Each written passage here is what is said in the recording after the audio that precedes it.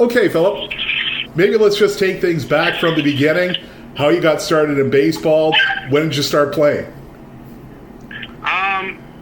So I was more of I was a three-sport athlete in high school, and I was really more of a football player than anything. But after talking with some of my buddies who went to college to play football, they talked about all of the meetings and everything that came along with it, and I loved playing football. I didn't necessarily love practicing football, and I always really enjoyed baseball, from the time I was a little kid. So I wasn't a highly recruited baseball player out of high school. I was fortunate to have pretty good grades, pretty awesome family who supported me, and one of the best colleges in the country right down the road from where I grew up. So that was kind of I was able to get in touch with their coaches there. They saw me play and they recruited me, and that's kind of why I chose baseball over football, growing up and stuff like that. What position did you play in football? I was a wide receiver and a strong safety. Okay, so you've played also basketball as well, and you lettered in all three sports, and I believe you're a captain of two of them. And I guess maybe down the line, did you think maybe coaching was going to be something that you would get into eventually, seeing you were captaining a couple of your teams in high school? I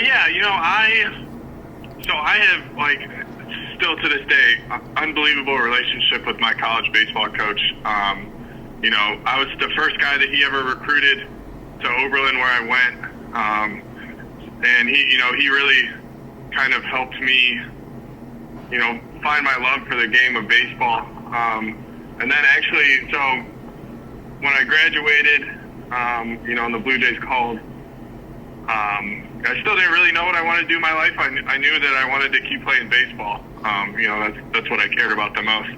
But then, actually, Coach Czykowski, he was the pitching coach with us in 2011 and 2012, and I spent a lot of time in extended spring training with him. He and I started talking, and he was always honest with me and said, I think you're a pretty good pitcher. I don't think your playing days are very long ahead of you. He's like, but you're a pretty good student of the game. You obviously seem to love this stuff. I was always the guy who was coming out early and watching him work with the pitchers.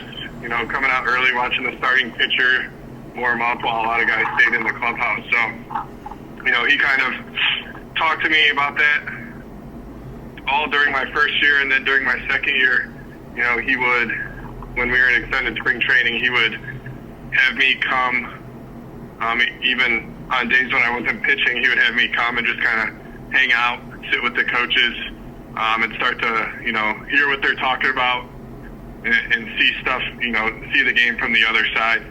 And, after watching him do that, I was pretty sold on this is something that I really wanted to do for the rest of my life. Okay, so you were a sidearm pitcher. How did you develop that style of pitching? Was it just something you came about naturally, or did somebody suggest it to you? Yeah, so actually my college coach was a sidearm pitcher as well. So I got recruited to go to college as a third baseman. I caught my first couple years, and I would just kind of, always kind of mess around with it when I was playing catch. And he noticed it one day, and my natural arm slot over the top was really compact, really short. And then as I dropped my arm angle, the arm swing kind of lengthened out a little bit, got a little more leverage behind the ball, and was actually able to throw harder from the side than I could over the top. So, I always kind of had a knack for just being able to throw strikes, throw the ball over the plate. So changing my delivery, changing my arm slot didn't really change that. So it was just something where, in college, excuse me, in college it was, I could throw harder and still throw strikes from the side. It was a different look that not a lot of people had seen, and I became more of a power pitcher. So when I got to the Blue Jays, I was more of a conventional sidearmer, and they kind of called me into the office and asked me if I could drop down any lower. so that I could be a little more effective against left-handers to get more sink on the ball than run. So that's what I did. The velo dropped a little bit, just the lower I got. As I got lower than sidearm, the velo dropped a little bit, but I was able to be effective and kind of pitch the contact and get ground balls and throw the ball in the bottom part of the strike zone. So what pitches did you wind up throwing? I guess obviously the fastball. Was there any other off-speed stuff? Yeah, I threw a slider. Coming out of college, I was just a fastball slider guy. Being at a Division III school and being upper eights arm, I didn't necessarily need a changeup. I went from being the hardest thrower around my team in college to by far the softest thrower around the team in college when I got to the Canadians in 2011. So I developed a changeup as well, and it took about a year. Changeup was a lot better my second year, but the thing that was kind of my downfall, I guess, overall with everything was just not being able to get lefties out, and I think that's part of the reason why I'm coaching and not playing anymore. But fastball, slider, changeup. Well, you had a really good college career, so much so that you had your number retired at Oberlin College at number 6. What do you remember about your playing days in college? Honestly, it was so awesome. I went to Oberlin's like a national school, so we had 40 guys on our roster in college, and like 3 of them were from Ohio. So I was really fortunate that it was in my own backyard, and my parents were able to be at everything. I'm still to this day super, super close with my family. We live about an hour apart now, but I still find a way to see them. We, my girlfriend and I, and our dogs, and her little brother who's living with us this summer, all went over there and spent the weekend with them this year. So the thing I remember the most is just being able to, play in front of my parents, and then, met my best friend who's also a college baseball coach. He was my roommate all through college. So just the friendships and being able to be, with my family and share those memories with them. Okay, so you go through college and you wind up with the Blue Jays. How did that all come about? So it's a pretty unique story too. So Joe Sheehan, who is now he's the assistant GM for analytics, is an Oberlin College grad. So he was kind of the driving force behind me signing. I was really, really lucky, right place, right time, that in 2011 the Blue Jays added another minor league team. So it seemed like they were looking for more pitchers, more players than in a normal year to kind of bolster up the farm system. So I was fortunate enough that I had pitched the summer before and put up pretty good numbers in a pretty good league and got on some watch lists. And Joe, was able to talk to people and help me, get a contract and, see what I could do. So your first assignment is Vancouver. I don't know if you had been to Canada before, or the West Coast for that matter, but what was that like being assigned to Vancouver? It was unbelievable. I still talk about it to this day to anyone that'll listen to me. It was awesome. My host family was great. The city was awesome. It was like being in a big city. It was great. I'd never been to the West Coast. I never even really, before college, I'd never really played baseball outside of like my small community that I'm from and everything like that. So baseball has taken me, to different places, and Vancouver is definitely at the top of the list. It was unbelievable. I loved it there. I would go back in a second and relive that summer if I could. It was just great all around. Well, looking at your numbers, a pretty impressive start, a 7-1 season, and you're on a pretty talented team with a lot of good pitchers such as Justin Nicolino, Noah Sandegard, Aaron Sanchez, David Rollins, to name a few. What was that like being surrounded by those kind of pitchers? Those guys were great. Being pretty highly touted guys, coming out of high school, and I think David was drafted out of a junior college in Texas. but they were awesome. You know, for being a small college D3 guy, they embraced me and, you know, just treated me like one of the guys. So it was awesome to be around, watch them do their thing.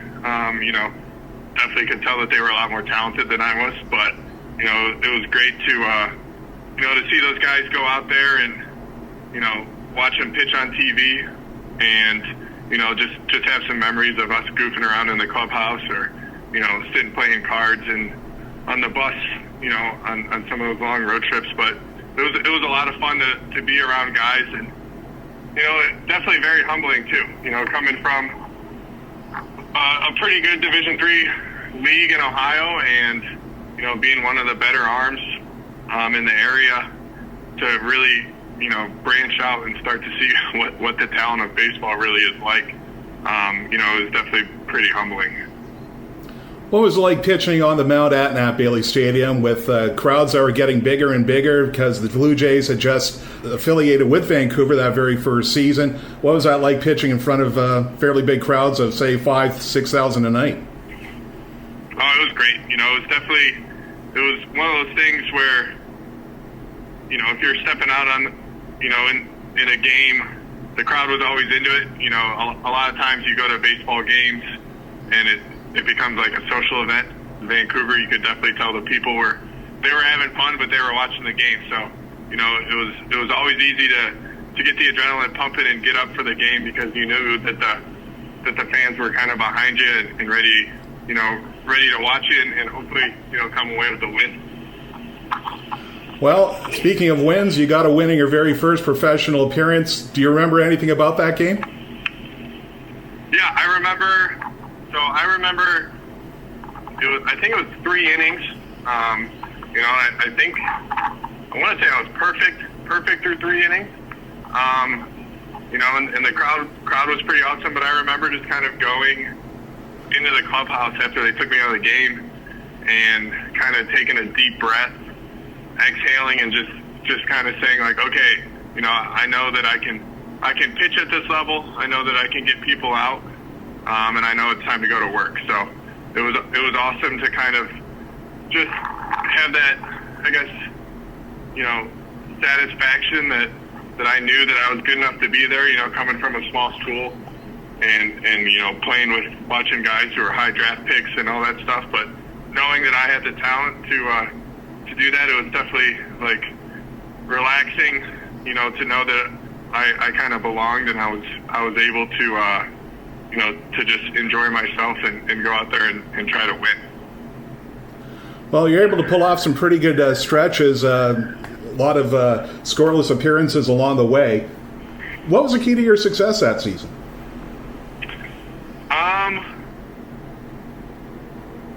I don't know. I think it was a lot of it was luck. I was a contact pitcher, you know, and things just kind of bounced my way. I think a lot of it was luck, and then the other thing would be, you know, I think I had like 4 walks in 40 innings that summer. You know, I'm kind of a stat guy, just being a coach, so I kind of know and pay attention to that stuff. But, you know, free passes kind of kill you, you know, and it's something I talk to my guys at the college level all the time about. So free passes, you know, eliminating the free passes and making teams hit to score runs, you know, I think that's what made me pretty successful, was just, you know, always being around the plate and not really walking or hitting guys. We talked about your professional debut where you had the win and pitching some scoreless innings. Anything else stand out to you about the regular season as far as maybe yourself personally? You know, it was great to have my mom and little sister flew out that summer. And got to spend a week, and my grandparents flew out a different week. So it was really cool to, you know, I remember them, my grandparents and my parents, you know, taking me to my Little League games and then my high school games and then, you know, showing up and coming to college games. So it was pretty cool to get to share that experience with them. You know, get to show them Vancouver, get to show them a new part of the country. But it was really cool to kind of see everything come full circle, you know, to remember them coming and watching me play when it was coach pitch and T-ball, and then all the way to, you know, getting them coming and being one of the, like you said, one of the 5,000 or 6,000 fans at the game, and get to watch me go out there and pitch. Now, when people think of the 2011 season, usually this game comes up, the infamous game in Spokane involving Rugnig Odor and Shane Opitz, where a bench-clearing brawl eventually broke out. I don't know if you've been a part of any bench-clearing brawls before, but what was that like, going through something like that? Yeah, it was pretty surreal. I'd been a part of a lot of benches clearing, but, kind of cooler heads prevailing. But that was something it was kind of a whirlwind. It was crazy. It's definitely not something that you necessarily want to be in the middle of, but it was kind of interesting to see. Odor did it with Bautista a couple of years later, and it kind of seemed like it was kind of the same scenario, and kind of started and ended the same way that time too. So it was when I saw Odor and Bautista go at it, a couple years later, it definitely brought back some memories, and I had flashbacks. What was that like for you, being personally involved? I guess obviously, you're kind of peripheral. I guess it's just making sure you just grab somebody else, make sure they don't get involved. Yeah. I mean, and keeping your head on a swivel and making sure that you don't get hit by anybody. I wasn't necessarily involved directly with anything I wasn't on the field when any of that happened. So you try not to be the guy who instigates stuff, but, I guess just kind of go out there, support your teammates, and make sure that, you have your teammates back if anything happens. Now, at the time, the team was behind, but that next half inning, I believe it was a big 5-run inning. You guys took the lead and held on to it for good. I'm sure in the clubhouse afterwards, if it wasn't a close team before, I'm sure it was a very close team after that game. Yeah, we were. I think that was part of our success that summer, was just being able to, to be really good friends, off the field. We went on a pretty bad skid that summer and kind of eked into the playoffs, but we were really close and we had a lot of fun together, and it was just one of those things where we knew at some point it was going to click, and everything kind of clicked at the right moment for us. Well, you talk about up and down season. First half came so close to clinching a playoff spot. It didn't work out. It went down to the final night of the second half of the season, and you guys are able to squeeze in. What was that like, going through that kind of roller coaster year? Well, maybe we're in, maybe we're out, maybe we're in, and yeah, you're in again. But what was that roller coaster experience like? Yeah, it was definitely different, but it was a lot of fun. I remember, I think Brian Longpre had the game that I think we needed. I want to say it was we needed Eugene to either win or lose, and we were listening to it on the bus on the way back, and when we found out that we clinched, everybody on the bus was going crazy. I think we were somewhere in Washington, and it was pretty late, but everyone was going crazy, and we kind of just had that breath of fresh air where it was like we had the skid. We started playing a little bit better down the stretch, and then all of a sudden it's a brand new season, and we're going into the playoffs, and we were pretty pumped. And I know we got a couple guys from Bluefield that came up, Kevin Pillar being one of them, and he definitely gave us a little bit of a spark that we needed. So you get into the playoffs. Game 1 doesn't go so well in Vancouver, and you're on the brink of elimination, facing the possibility you could be eliminated the next night in Eugene. You just came over from Boise, come back to Vancouver, lose Game 1, and then you have to go to Eugene. I mean, that was a lot of travel, but how did you guys manage to persevere all through that? Yeah, I guess the one benefit was we were just kind of used to being on the bus all summer. So it was, something. Vancouver's an awesome place. It's just really far away from a lot of places in the league. So we were just kind of used to being on the bus and doing the overnight trips and doing stuff like that. I believe that Game 1 that we lost was kind of it's like a bang play at first to end the game, where we thought we were safe and the umpire punched him out. So we were kind of fired up, and ready to get back on the diamond. So I think that close loss kind of left us a little hungry. The clinching game, it was a day game, and I remember we got out to like a huge lead. So I just, I remember like kind of us collectively exhaling, after getting out to a huge lead and kind of just knowing like all we have to do is kind of hold on, and it was a ton of fun to be able to kind of really, really get to sit back and reflect during that last game, knowing that, we kind of had the game secured and that it was, just a matter of time before we got to celebrate a win. What was that like being part of the celebratory dog pile at the end of it all on a beautiful Sunday afternoon at Nat Bailey Stadium? What was that like? Oh, it was a blast. It was a long summer, a ton, like I mentioned before, a ton of long bus rides. So it was just awesome to get to, it was pretty emotional getting to hug all the guys, that you spent so much time with all summer, knowing that you all kind of collectively work towards this one thing. And we had a blast together, and it was a great way to end an unbelievable summer. You get the ring in 2011, and you're back in Vancouver in 2012. What was that like, finding out you're going to be reassigned back to Vancouver to start 2012? It was awesome. I guess it was a little bit of like a, once again, a humbling moment. Go 7-1 that first year, and then assigned directly to extended spring training. When that happened, I kind of knew that my playing days were limited. So it was something where I was going to enjoy, have a lot of fun that last year. A lot of our bullpen from 2011 was actually reassigned in 2012 right back to Lansing, or not to Lansing, I'm sorry, to Vancouver. So we were definitely, we spent a lot of time together in Florida and spring training, and we were all pitching the ball pretty well. So we knew that we were going to have a chance to win again, because we knew that we had talent, and it was awesome to go back and get to see my host family again and get to see Rob again, and just kind of be ready to repeat again in 2012.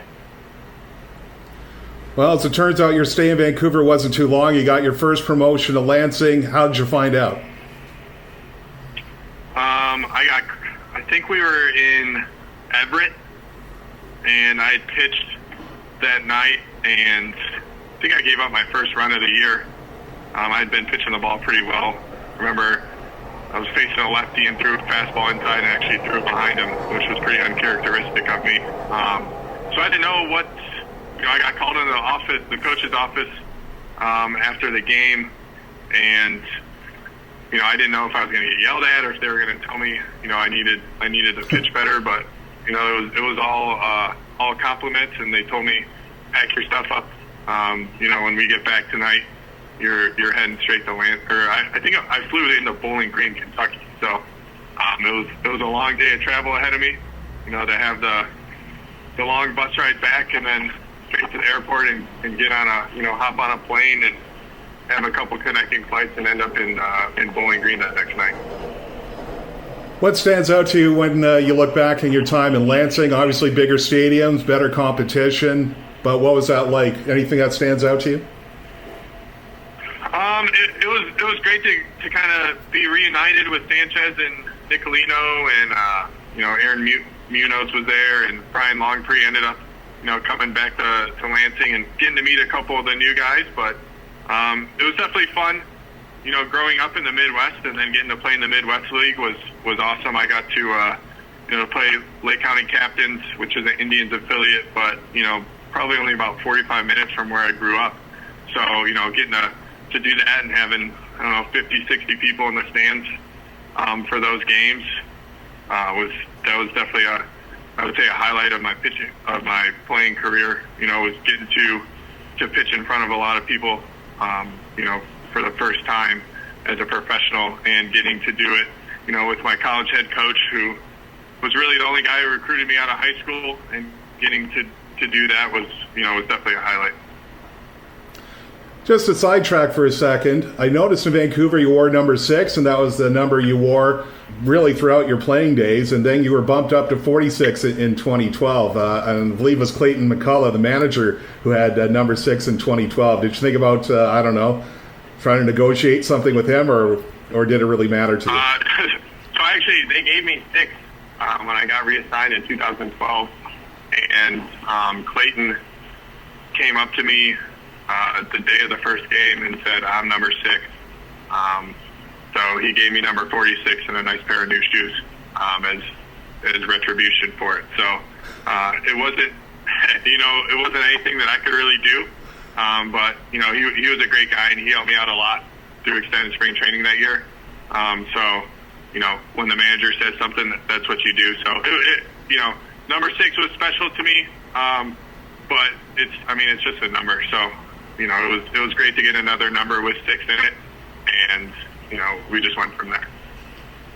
Well, actually, during your time in Vancouver, you had 3 different managers, as it turned out. John Schneider was your first one, and then Rich Miller had to take over because John Schneider had to attend to a personal issue, and then Clayton McCullough to start off 2012. What was it like playing under those 3 guys? They were all great. I think they all brought a little bit something different to the table. John was definitely a player's coach, and he was awesome to play for. Rich was a little bit more, just a little bit older, but he definitely helped us through that playoff run, and talked to us about his experiences with the Mets when they kind of backed into the playoffs when he was, doing stuff with them. And then Clayton was awesome. Clayton was really good. He was kind of a mixture of the both of them. So he was, all 3 of those guys were great to play for. And, of course, Jim Czykowski, who was your pitching coach, and obviously had a good connection with him. What is it that makes him so successful? Because, really, I've never heard any pitcher complain about him whatsoever. Nothing but rave reviews for Jim Czykowski. What is it that makes him so good? He's really good at establishing a connection, and he finds a way to keep stuff pretty loose, but get his point across. So I remember he definitely liked to bust my chops all the time. But you could kind of give it right back to him, and he would kind of teach you lessons kind of throughout everything. And he didn't really love to talk about himself. He liked to talk about different experiences that he's had as a coach. So he was definitely someone that was easy to connect to. And the thing that kind of stood out with me with every VP, he would kind of walk around and check in with every pitcher, and just chat with you for some days 30 seconds, some days 5 minutes, to see how you're doing, ask about your family. And it was something that kind of always stuck with me, and something that as I've transitioned into a coach that I've always tried to do as well. And it's just a way to kind of he always showed that he really cared. He cared about you as a player, but he definitely cared about you as a person. Do you still keep in touch with anyone from the 2011 team or 2012, or really anyone in the Blue Jays organization as far as your teammates? So I did a little spurt out in Los Angeles. I actually spent a little bit of time with Brian Longpree because he's from out there. But other than that, we kind of all just have gone our separate ways over the years, and as some guys transition out of the game, it's easier to just kind of move on with your life. So I haven't maintained a ton of contact with guys, but we stay in touch through social media and get to check in with each other and kind of check on each other's lives that way. So your playing days come to an end in 2012, and it's the day every ball player dreads. But it seemed like you kind of knew maybe in a way that the end was coming, but still, what was that like when it was, I guess it was time to move on to something else? Yeah, it was tough. I had a job in the winter. I was working on a construction crew. I was a site manager for a construction crew, so I had 4 or 5 guys working for me that winter. It was tough. I got a phone call at lunch telling me I was released. It was definitely one of the harder phone calls I've ever had to take. And then I had to go back to work for the rest of the day. So that kind kind of was a kick in the butt. I definitely didn't want to have to work the rest of the day and tell guys what to do. So that was tough. I signed with an independent team in Traverse City, Michigan. Went to their spring training, pitched really well. I think I gave up like 1 run in 10 or 11 innings in the spring training. And same thing, I got released the day before the season started. So when that happened, I got a couple of calls from a couple other leagues, and it was like, I don't really want to keep going through this again. I was 23 or 24 at the time, kind of ready to move out of mom and dad's house and do my own thing. So actually, when I got released from the Beach Bums, I called my college head coach, as I was walking to my car to go home, and told him, like, I think I'm done playing. I think that it's time. And he said, well, I've been waiting for this phone call for probably the last 8 months. I'm glad that you're ready to do that. You can start Monday. So, I left with a Traverse City, Michigan, with a pretty bruised ego on a Thursday. Made it home, spent some time to reflect with my family, and then started my next career in the coaching side of things. The following Monday. So you had a stint at Oberlin, and then your next stop was in California, and then you made your way back to Ohio. So a bit of a journey for you as far as your coaching career, but now a head coach in college right now. Talk about what it's like progressing, making these stops throughout your coaching career now. Yeah, it was. I've never been the one to kind of just do the easy thing. So I went to Oberlin, and we had some success there when I was on the coaching staff. I was kind of ready to move on. I had gone to school there. I applied for a lot of jobs that I thought that I was really qualified for, and didn't get a call back on any of them. And everyone that my network and stuff that I had made kind of just told me, you need some diversity on your resume. You've only really coached in the one place that you're at your alma mater. So I had just bought a house, and everything was good, and this job in California opened up. Pomona's an unbelievable school. Coach Czykowski, who's the head coach there, I'd met him kind of out on the road recruiting before. He's a great guy, and he kind of, I saw a job posting on Twitter, and I emailed him and told him I potentially could be interested. He called me. We had like an impromptu interview, and he basically offered me the job like the next day. So I bought my house, sold it like 10 months later, took a bath on it financially, moved to the most expensive state in the country, and took a huge pay cut to do it. But it was all with the end goal being to become a head coach, and I really set the goal to become a head coach before the age of 30. When I started my coaching career. So I was 29 and I was 30. No, I was 29 years old, approaching 30 pretty quickly, and when the job at Hiram opened up, and it was a way for me to come back home. So what's it like now being the head coach of your own program now? And I know you had some interim experience in your previous stop in California, but now getting to take the reins for yourself. How's that transition been for you? It was tough. I definitely was coach, and I feel like when I was an assistant, I was always the coach that everyone went to for questions or concerns, or when they needed to talk. And then as the head coach, guys just don't do that as much. So it was definitely to go from a guy that everyone talked to all of a sudden being the head coach, and guys just don't confide in you as much. We're working on it, and it's getting better. But there's always, I guess, that little bit of intimidation factor with someone being the head coach. So it's definitely it kind of sucks to have to be the bad guy sometimes. When you're the assistant coach, you can always kind of be the good guy. But it's been unbelievable. I've really enjoyed my time at Hiram. Like I said, way to come back home. get to coach in the same league that I played in. Get to coach against Matt Johnson, who's assistant coach at the College of Worcester, who played. We had stints together in 2011 and 12.